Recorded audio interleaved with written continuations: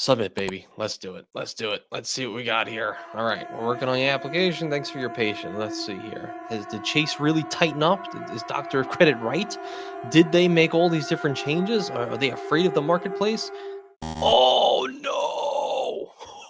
Maybe they did tighten up. So I'm a little upset because over the past year, we've been able to accumulate 6 chasing business cards, and we've only accumulated 850,000 points. We did not hit a million. So I just thought that that was a disaster, a travesty, and something I could not live with in my life. And while I'm being just a little bit facetious, that's also the reason why we are applying for the Chase Inc. Business Cash, because they still actually have the offer up available, that being the easiest welcome offer on the Chase Incs ever, and that being a two-tiered approach of earning 75,000 Chase Hold reward points, which is getting 35,000 points after the first 3K worth of spend in the first 3 months, and then you will unlock the second tier, which is an extra 40,000 points after spending an additional $3,000 to get 6,000 total in the first 6 months of account opening. Typically, with these cards, you're only getting 3 months to hit 6K, but with this card and this specific welcome offer, you're able to get 3 extra months for the exact same amount of spend, which I think is a no-brainer considering the Ink Unlimited and the Ink Cash both have the same welcome offer of 75,000 points. It just seems like a no-brainer to hit the Chase Ink Cash considering it's just way easier to actually hit the welcome offer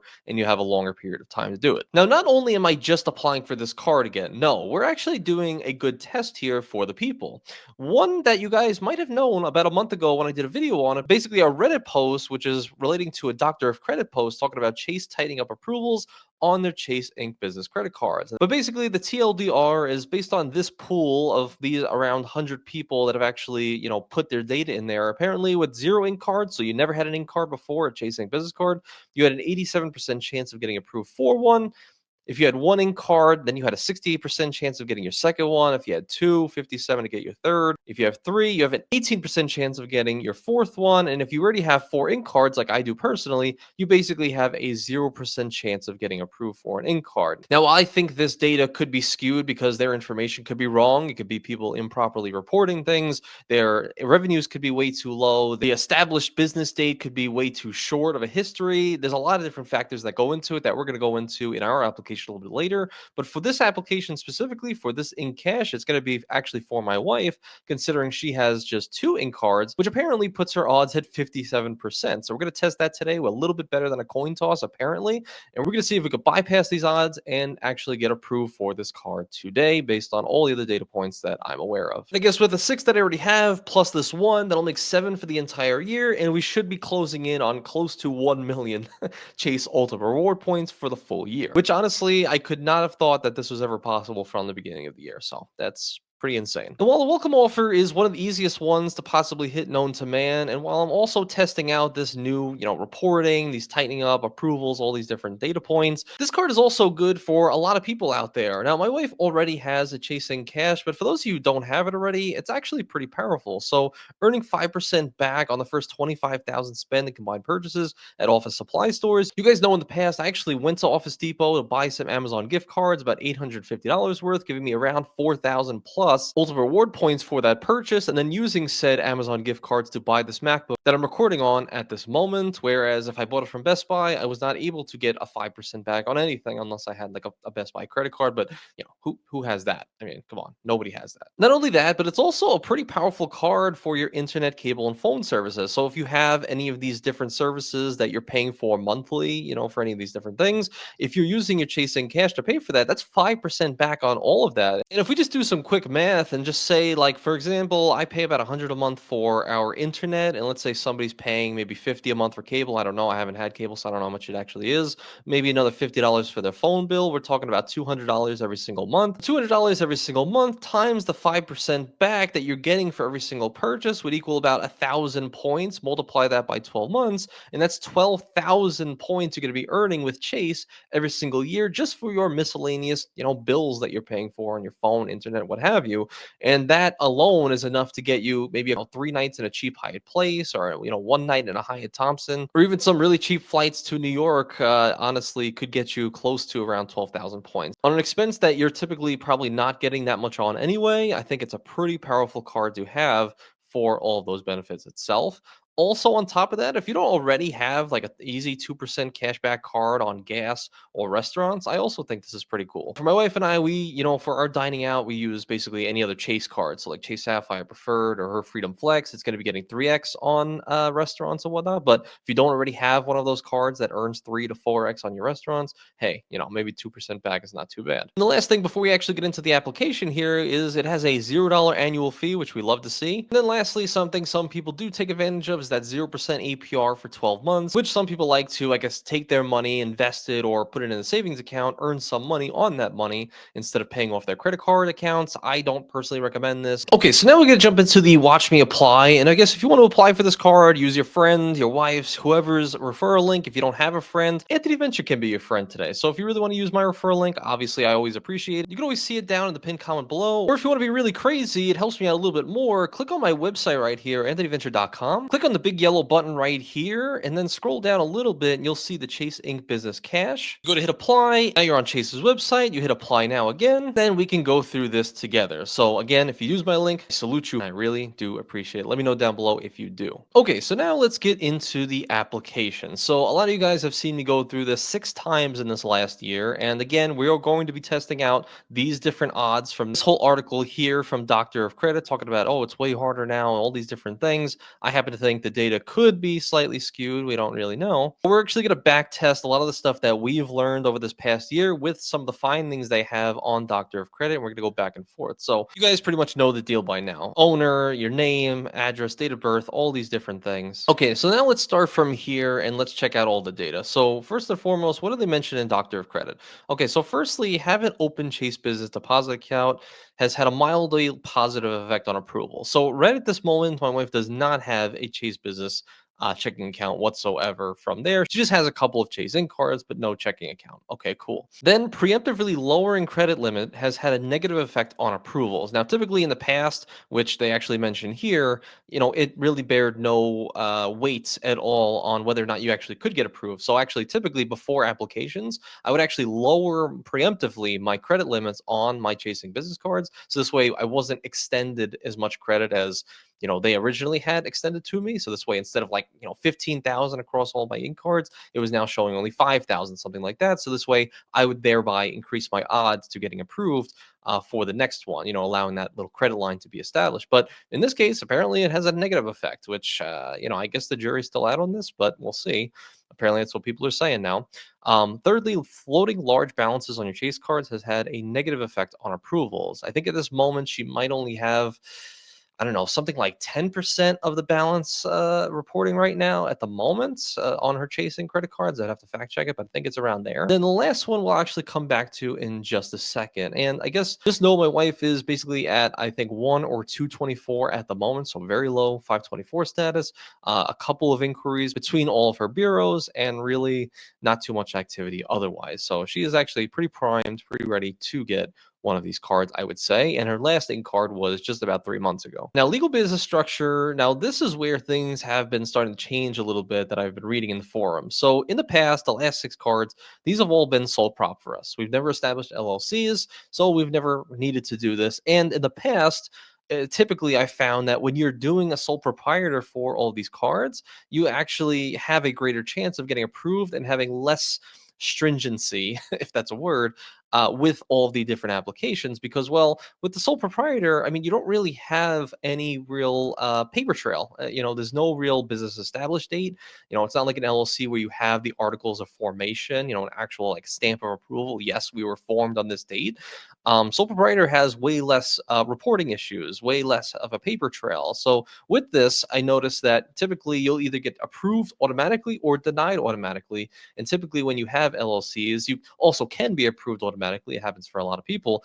But then also there's some cases where it says, oh, we need to review your account, and or wait 7 to 10 business days, something like that, to which if you call in, they just have to verify identity. So they'll ask for like the ID, they'll ask for some paperwork, these different things from your business. Some actually are asking for your profit and loss statements on your business itself, and that's just something we never really encountered when doing sole prop. But apparently that has changed a little bit, and now Chase seems to be coming away a little bit from the instant approvals on sole proprietors and maybe adding a little bit more favor to the LLCs that can prove it. I guess all of a means of tightening up. So we're still going to do sole prop because we did not do an LLC. So that'll be a good test for this. Business tax ID, again, like we just mentioned, you're going to want to have things matching. So if you're a sole proprietor up here, you're going to want to hit SSN down here, unless you did get an EIN under your sole prop, which is also possible as well. We have not, so SSN for us. Okay, so now we get down to the nitty gritty. This is the interesting stuff. And this is the stuff we learned the most over this past year on how to get approved for some of these credit cards. So again, let's actually back test with a doctor of credit reporting here, which was the last factor they mentioned, which was business revenue, years in business, and spend volume on cards did not, I repeat, did not necessarily have much effect on the odds of approval, which is very odd, absolutely odd, because typically these questions right here are the main things that they're looking for to actually approve you. In fact, again, over the past 6 in cards, over the past year, all the comments, everybody who's following along this journey has all put in their input. And if I could just be that antenna that aggregates all the data, typically what we found is that after the business established date was at least what's today? What is it? December 2024. So as long as it was over a year, so I guess November 2023, as long as your business was established, a little over a year ago from today, typically that's when they had the best odds. Anytime I've seen or myself personally have put it at 6 months or anything under 1 year, I've typically seen, and for me personally, have been denied more often than not. And of course, some people put in 3 months, they get approved. I get it. There's caveats to everything in this game. There's literally no one size fits all for the credit card game. But this is just what I found over a lot of data, just like Docker Credit is doing. Annual business revenue, this is typically something that also has a big factor. So normally in the past, I've seen that once this number was like under $5,000, so if it was like 3,000, or maybe $4,000, something like that, that's when I heard more and more people actually getting denied. Just a lot of reading, all these different things. But anytime it was over 5,000, so like 5,500 or something like that, I saw more and more odds of getting approved. And so this is for one of her businesses, and we're just going to put the true revenue, which is around that amount, something like that. And then estimate monthly spend. Again, this is something else that I found maybe a little bit less of a care, I would say, that Chase has for whatever you're putting here, but I just found when it was over 500 as well, like around, maybe 600 plus, something like that per monthly spend. And again, this isn't something that, they're going to hold to you and then, put a gun to your head if you don't do it. The main thing is you just want to see if you're going to be a profitable customer or not. And the way I always looked at it, which was, you have to hit the welcome offer, right? You have to hit $6,000 in 6 months. That's the goal, to hit the welcome offer. You're not going to get the welcome offer no matter if you're in this credit card community or you're just a regular business owner and getting these cards. You're going to be hitting that amount of spend. So why not just put the amount you're going to be spending, which is going to be a minimum of 1,000 every single month, something like that. Now, typically we're going to be a little bit more aggressive. Usually around 2,000 is what I end up putting, and that's just because that is probably how much spend we're going to put on in the next couple of months with some of the expenses we have coming up. And we got some fees from our HOA now. We have my realtor dues. We have a lot of business spend. She's got some stuff, end of the year stuff, taxes, all these different things. So I'm probably going to mention about 2,000 every single month to have the greatest odds of approval. Okay, and then one of the last things here that is, always trips people up is the business classification. I I've gone through all of this. I know there are some things on here that actually would auto deny you. I still do not know exactly which ones they are. We haven't had enough people actually test, like chemicals, minerals, all these different things. Working in the tobacco field, you work for Philip Morris, all these different things. I haven't seen enough people actually put their stuff in here. The only thing that I've ever found to work for me is this one right here. I did it once because I thought it was the main thing for my YouTube business, and it worked. So I just never stopped doing it. So I always end up putting information and then internet broadcasting. And then for the business subtype, internet broadcasting again. Literally, I've done this for all 5 in cards, and one of them was actually I put it under real estate as the category right here. But all the other ones, since it just always worked, I just always put information, and I just haven't steered away from it. And talking to accountants and whatnot, it really doesn't matter what the business category is. They just want some sort of a classification to get you approved for some of these different credit cards. So I haven't found to have any difference in care from them based on category yet.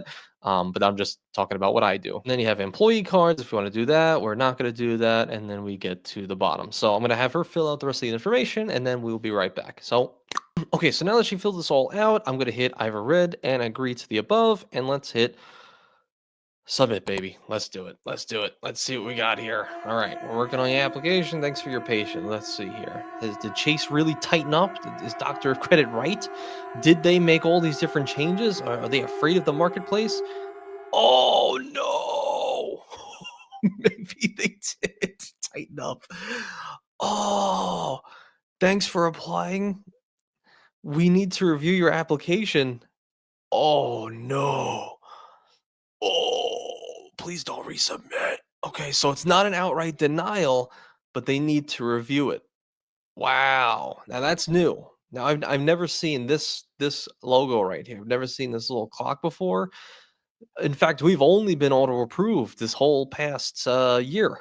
So, oh man. Oh geez. All right. So now we're gonna have to see now. We're gonna have to see. So now we're gonna actually whew, looks like they are tightening up. Oh man.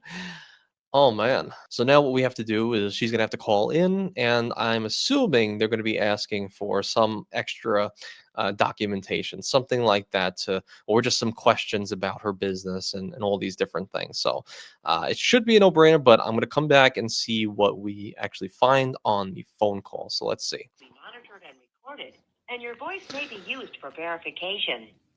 I just called the number on the back of the Please ink enter cards. the last 4 digits of your credit card account number. A customer service specialist will assist you as soon as possible. Thank you for calling, Chase. My name is Vanina. May I know your name? We just applied for one of the Chase Inc. Business credit cards, and it said that they had to review the application. You just submitted the application like 2 days ago or so. Actually, maybe about just 10 minutes ago. So I do see here, so it shows that your application that you submitted is still under review. Mhm. And there are no updates to provide, especially because of the weekend. So it's being reviewed right now by our application team. I would request you to give it a few days. As soon as it is processed and if the card is approved and everything, we will first thing send you a notification, and then that will talk about the card is also being shipped. So at this point in time, so we really don't have any details that we can share with you since it's been reviewed. Okay, gotcha. So, I don't know, man. Chase might have actually tightened up on approvals. It's very, very possible. But we'll see. We will do an update to this. We'll see what the odds are. We'll see. Maybe it's just the weekend. Maybe it's because we couldn't get approved because it's it's the weekend right now, and they can't they're not reviewing applications manually at the moment. Who really knows? But I guess we'll see. And then we'll do a follow up to this, and we'll see lessons learned. And man, maybe Doctor Credit was right. Maybe all those data points are right. Maybe they are way more strict now. I guess we'll see. But in the meantime, thank you guys for being here all the way to the end. I appreciate every single one of you. Thank you so much. Oh man, is that the end? Is this the end of the train?